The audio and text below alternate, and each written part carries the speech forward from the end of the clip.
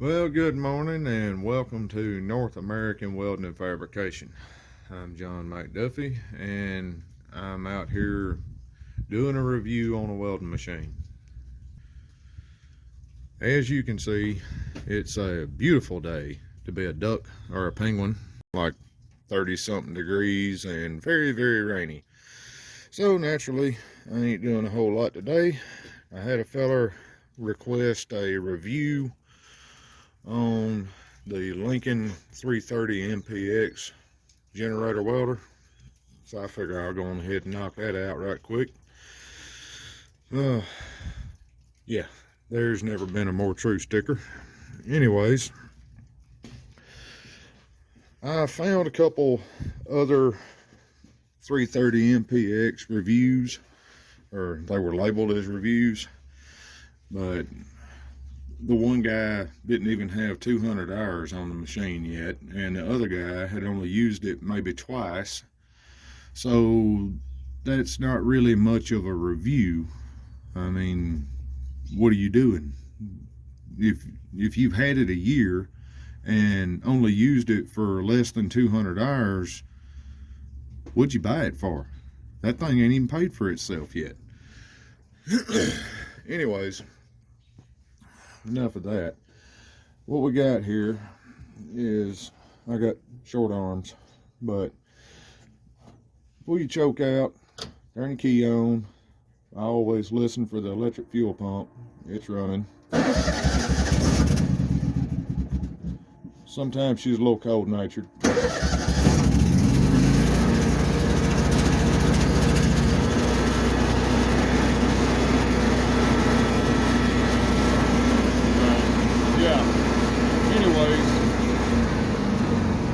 I always just let it idle down. Sometimes it don't like to just idle, so it'll automatically idle itself back up. I was really hoping for it to be at an idle so it'd be nice and quiet, but oh well. Anyways, it's got more settings than the spaceship's got. You got stick welding, flux core, MIG, spool gun, TIG, DC only on that TIG, by the way. Then you got settings for downhill pipe, arc gouging, engine, and just general setup. I don't ever mess with the general setup. Anyways, we'll go into the engine right quick and I'll show you something. This is one of my favorite features. It shows, right now we're on oil. It shows I got 26 hours remaining on this oil change. And then we got 26 hours left on the air filter, 426 hours on the spark plug, 126 hours on the fuel filter, and 926 hours available on the brushes. The total hours that I have on this machine is 1,254.8. And yeah, there's all of that. Now, in another 26 hours, it's going to say I need an oil change. And what it's going to do at that point is, go back here, generally when I'm welding, it'll be right here because I stick weld mainly, but when it gets ready for an oil change, it'll pop up a warning on here, and it wants an air filter change at the same time as an oil change. So it'll just cover all this up, and you'll have to hit this button or push the knob in to acknowledge that you've seen the message, and that way you don't forget any maintenance. As far as the features go that I've used, I obviously use stick. I have not used flux core. I have not used MIG. I've used the spool gun. I got the spool gun that Lincoln built just for this machine, and I gotta say it's the best spool gun that I've ever touched. I've never TIG'd off this machine. I don't do downhill pipe. I do a fair amount of carbon arc gouging, and with 335 amps at your disposal, it does a pretty good job with a 5/16 carbon. So we go back here. Well, that's all the settings. I'm trying to give you the most accurate review that I can as far as issues that I've had with this machine. My biggest complaint is the 120 plugs, the little 120 GFCI plugs. I don't know why, but this particular machine, I'm just going ahead and cut it off. I'm not sure why, but this particular machine does not like any form of electric equipment being used on these plugs. I've got a 11 amp 4.5 inch DeWalt grinder. I can plug it in here, no extension cord whatsoever attached, and I hit the paddle switch, it'll trip the GFCI. I have to go reset it. Pretty much to use the grinder off these plugs, I have to hold the power switch down on the grinder and then push the reset on the GFCI in order to get it to work. That's my biggest complaint, and that's the reason why there's that big stove cord plugged into the big GFCI 120 output. That's 120 or 240 depending on how you wire your thing up. But anyways, I've got that run to a little 2-gang box that's weatherproof 2-gang, where it's actually up under that toolbox. I can just kind of drag it out a little bit and hook a cord to it if I need to. But yeah, there's that, and somewhere around the 250 to 300 hour mark, the original fuel pump that this thing came with, I'll just get up there right quick. Okay, you probably can't see very good, but anyways, right behind these little electrical connections here is this little plate, and the fuel pump is bolted to that little plate. Now, the original that Lincoln sent with this thing, like I said, it burned up pretty quick, gave out on me on a job. But what I did is I went to AutoZone, and I got a Mr. Gasket, I call them clicky clack pumps, just a little Mr. Gasket fuel pump, electric, it's the type of fuel pump that people use when they have a carbureted vehicle and they're either too lazy or too stupid to switch the mechanical fuel pump out. But it works good for this. It don't put out too much pressure for the needle and seat on the little Kohler. So, like I said, I changed that at like around 300 hours. I don't really remember specifically, but yeah. That's been my only two problems with this machine, is that fuel pump went out, and I can't use any of these 120 plugs.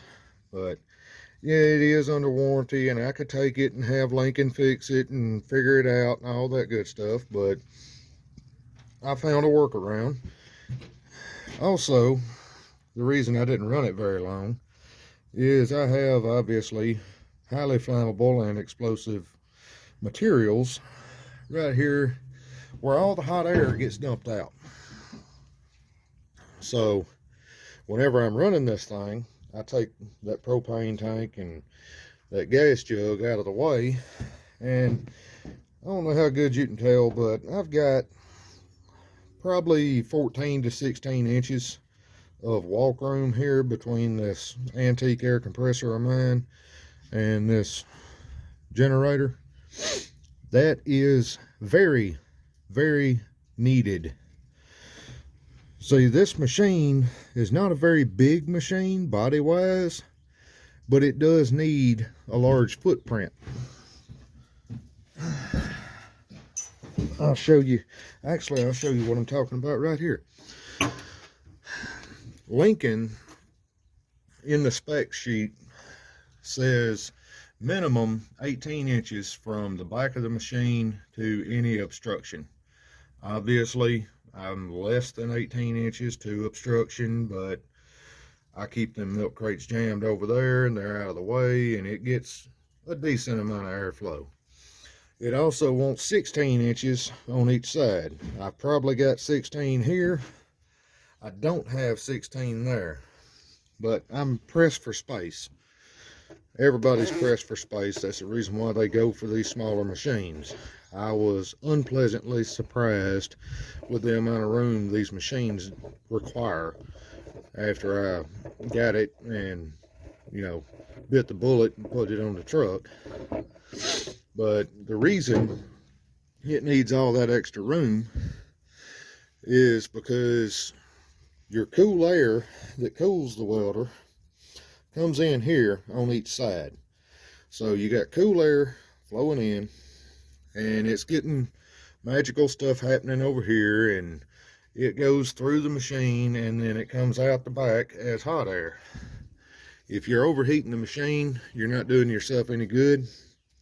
One reason why I moved my air compressor further away is I used to have this big orange toolbox jammed up here, and it was about the same distance as the headache rack is.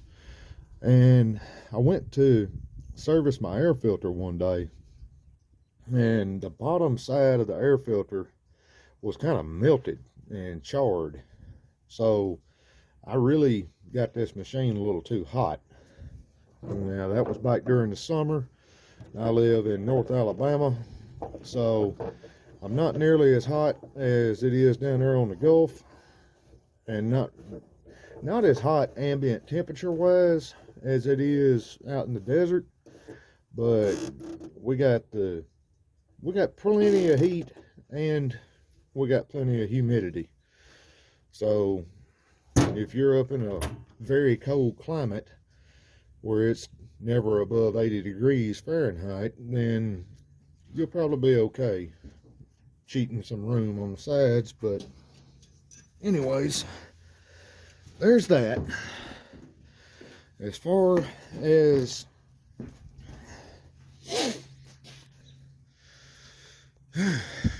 stick welding goes, I've never run a better stick machine than a Lincoln.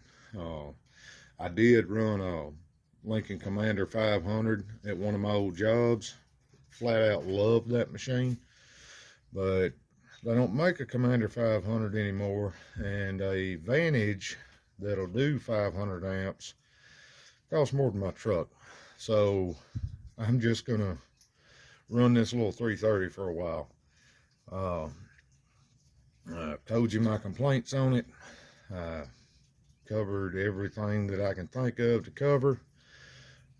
Well, I don't know. Let me add something. The rotor brush change at 1,000 hours. I couldn't find any information on how to do it, where the rotor brushes was, or anything like that. So I did make a little short video showing where that was at, how to get to it, how to swap it. So if you're interested in looking at that, it's on my channel too. But just so everybody knows, I did bring my owner's manual out here, and as you can see, 16-inch clearance both sides, and the cool air or cool inlet air goes in here and that little trap door there, and then the hot comes out there, but 18-inch minimum clearance there. Also, you ground your welding machine to the bed of the truck or the trailer or whatever you're putting it on. Not sure why they want you to do that, but they do. I did it. I had an old junk lawnmower out back, and I pulled the battery cable off of it and grounded my welding machine with a lawnmower battery cable. Worked good. Yeah, I messed around and got ahead of myself. Told you about the warning flashing up for any type of maintenance that you need to do as far as scheduled maintenance goes, but I didn't tell you how to reset the counter. So after your warning flashes up and you've performed your maintenance, what you do is you go back into engine and you'll select, say it was the oil change and the air filter change. You scroll the knob over to the oil change and you hold the knob down till all the little, it'll be a series of little red lights will pop up. You're just holding the knob down for a certain amount of time. Once you've held that knob down long enough, it resets that counter. Then you flip to the next one and so on and so forth. That's how you reset that. As far as arc quality goes, I can't say I've ever run a machine that burned a rod better and more evenly than this one does. They're, Lincoln was the first, and they ain't forgot how to make a welding machine. It's also the quietest generator machine I've ever used, so that's a good feature. I really enjoyed how quiet it was up until I mounted my air compressor. The air compressor is so loud that I might as well pull the muffler off the welding machine too, because it's just that loud. But yeah, rainy days you do maintenance on your stuff. That way, when it's bright, pretty, and sunshiny, you ain't down for maintenance. Just a little bit of common sense there. If you ain't got time for maintenance, then you take advantage of every bit of downtime that you can get. That's what I'm doing. I've got some maintenance I need to do on the truck, but anyways, I hope I showed you something interesting. I hope this little review helps. That it would have helped me when I was looking at buying, but now that I've bought, I'm kind of like the guinea pig for everybody. So if I miss something, or if there's something that you want to know, something I didn't cover, I'm not a genius. I'm just a welder. So, all you got to do is ask. I can either answer it in a comment or make another video or whatever. Oh, one thing I did forget to mention. I run a Miller Multimatic 220 AC/DC multi-process machine, little portable machine, off the generator on this truck. The 240 plug coming out of the Lincoln, I'm sure you've seen that little blue cord hooked up. That's the extension cord to run that little Miller.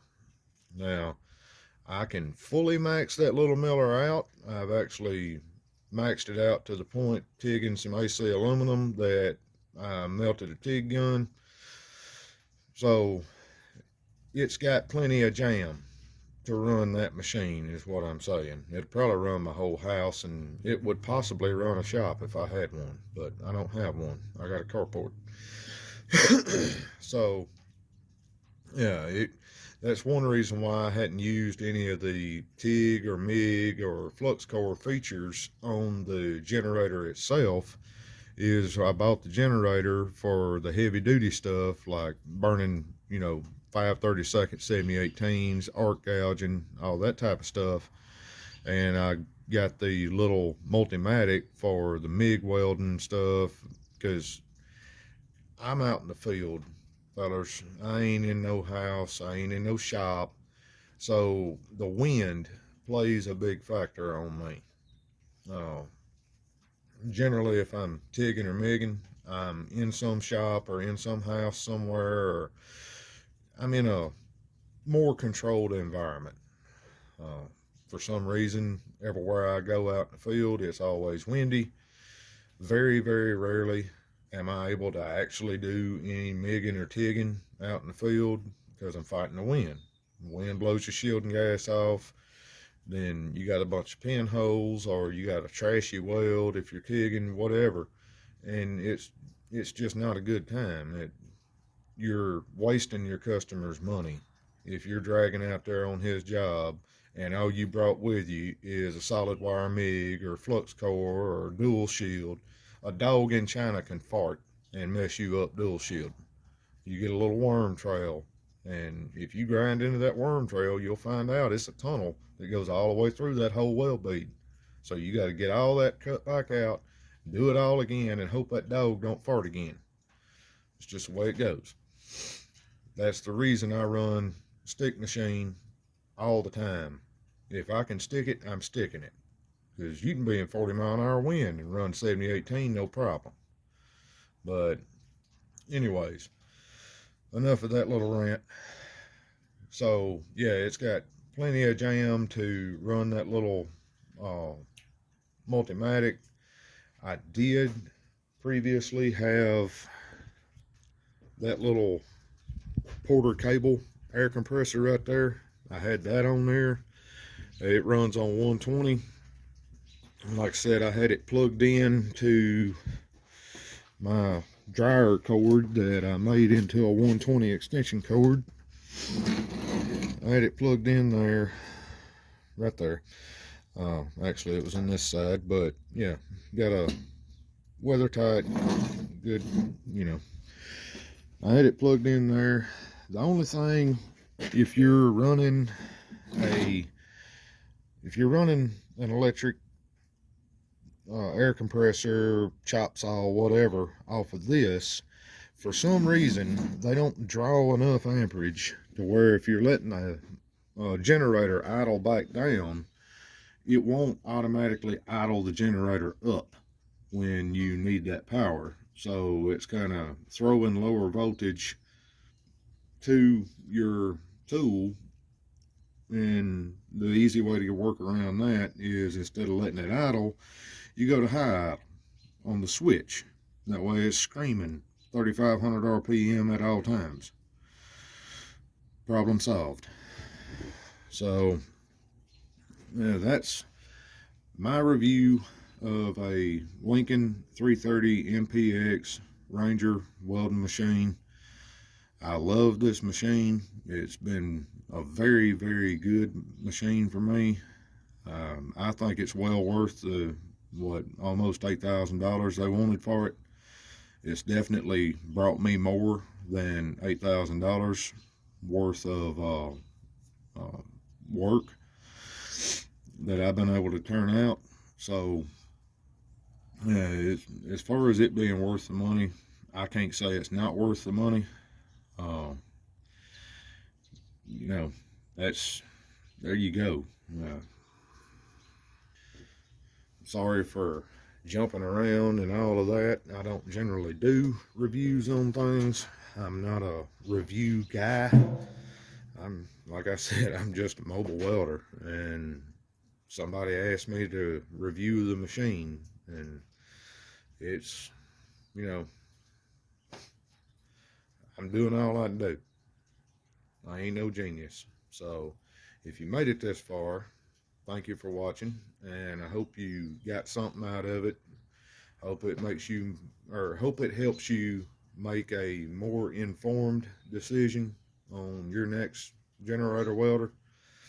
I've run Miller Trailblazer 302. I've run Miller Bobcat 225.